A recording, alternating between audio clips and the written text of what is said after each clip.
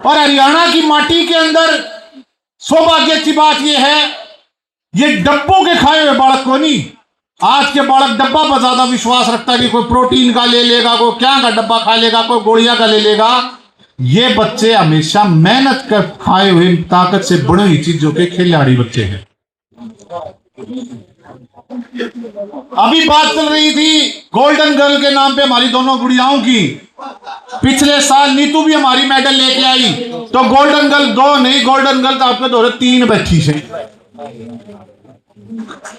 एक चीज मैं जरूर कहता हूं दुखी मन से, जो जिम्मेवारी घरों के अंदर लड़कों को लेनी चाहिए थी, आज बड़े मान सम्मान से हमारी घर की बेटियां लेने लग रही है। और इसका कारण एक बताता हूं, गांव गुआंड में आप रहते हो, देखते हो, बड़े दुख की बात है आजकल की जवान पीढ़ी हमारी नशे में ज्यादा बढ़ी।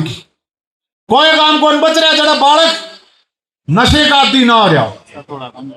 और चाड़े की बात जब हो जाती है, बड़ी दुखद बात जब हो जाती है, जब उस बच्चे को रोकने के लिए कोई जाता है तो ये कह दिया जाता है भाई कोई बात नहीं, मैं मेरे लिए संभाल लूंगा, तू क्यों बोल रहे। मेरे पिताजी मेरे को बहुत पहले बताया करते थे, ठीक है भाई, बोले मोई जब 10वीं की कक्षा के लिए हम आते थे तो गांव तालू से चढ़ाना जब आया करते, राह में कोई गांव का मिल जाता तो यूं कहता डट भाई रोटी खाई है, कहा करते ताता ताऊ होंदा, कोई दादा होंदा कि ना ताऊ को नहीं खाई। वो रोटी खुआता, वो दही पिलाता, दूध पिलाता।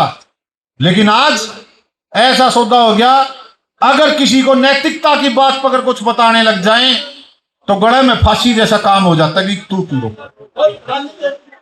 मैं सबसे ज्यादा धन्यवाद कर जाऊंगा जगदीश कोच साहब का, जिसने हरियाणा के अंदर चुनिंदे, जैसे पारस पत्थर कहा जाता है, कोई नूर हीरा कहा जाता है, तो ये तराशने वाला वो कोई नूर हीरा को तराशने वाला जो हरी है, जिसने इस हरियाणा को देश को सबसे अच्छे खिलाड़ी देने का काम किया।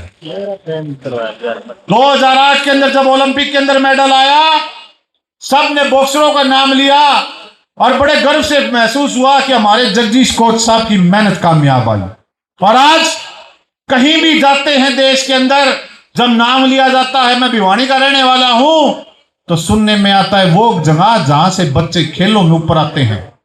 आज पूरी दुनिया की निगाहें, जैसे अभी ताऊ जी और कहने लग रहे थे 2030 के अंदर कॉमनवेल्थ की 28 के 2 साल रह गए हैं, और इन 2 सालों में ये छोरी मेडल भी लेके दिखाऊंगी और इसी पावन धरा पर बैठी पाऊंगी।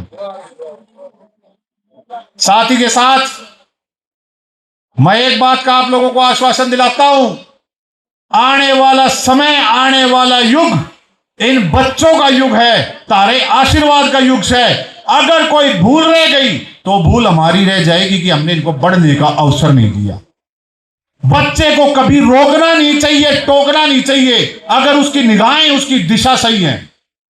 और बड़े सौभाग्य से मैं कहता हूं, बच्चों के मां बाप ने जैसे कोच साहब के समर्पित उनको छोड़ दिया, इन बच्चों से प्रेरित होके हो सकता है 2 साल बाद इसी गांव की इन 2-3 बच्चियों की जगह पे 10 बच्चे भी मेडल लेके आए।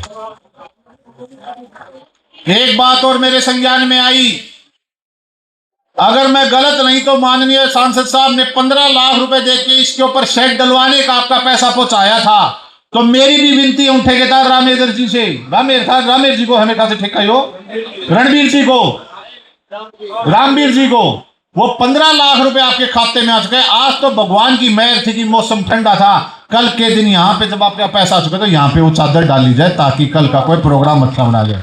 जब पैसा आप लोगों के अकाउंट में है, सारी चीज आपके पास है, तो हम वंचित क्यों रहे। और साथ के साथ करना चाहूंगा धन्यवाद हमारा विधायक जी शहया चालिया, इसकी भी फायदा है, अगला अड़की तो खड़िया हो जाए है बात में, और अपने आदमियों का तो सुबह बीशा होया करे भाई, जरूरी भी ऐसा आदमी चाहिए जिसने शाम सवेरे बोल दिया फिर अपनी काम की बात कह दिया।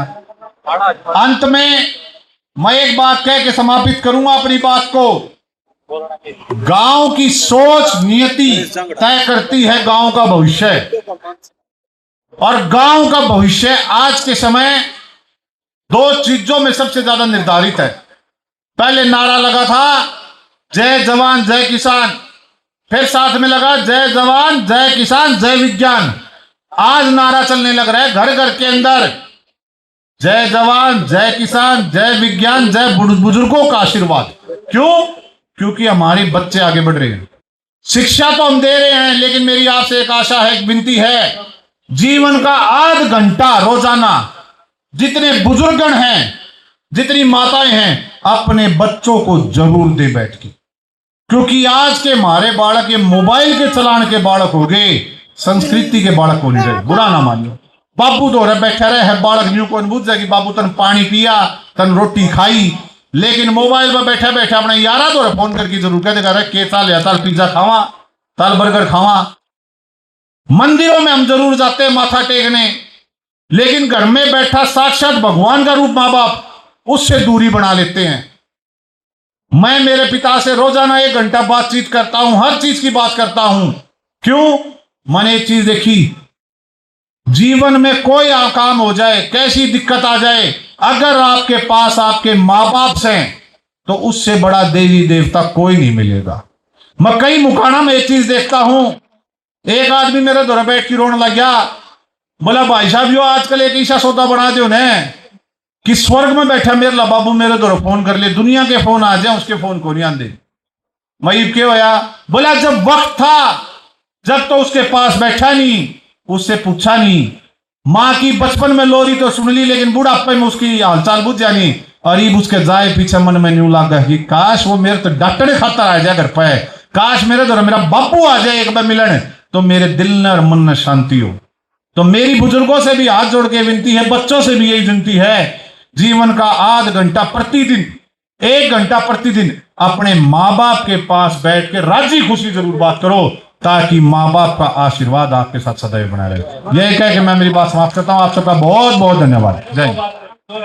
जो बात बताई गई है ताऊ राजपाल जी ने हॉस्पिटल की, साथ के साथ आपके खेल ग्राउंड की जो विधायक जी ने भी अभी आपके समक्ष बताई कि कोई डिस्प्यूट का मामला था जिसको अब ठीक किया गया है।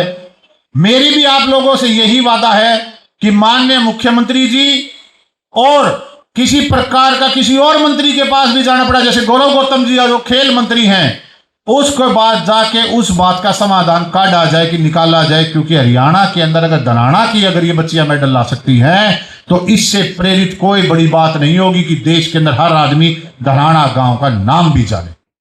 यही कह के मैं मेरी बात समाप्त करता हूं और दिल से आप सबका बहुत बहुत धन्यवाद।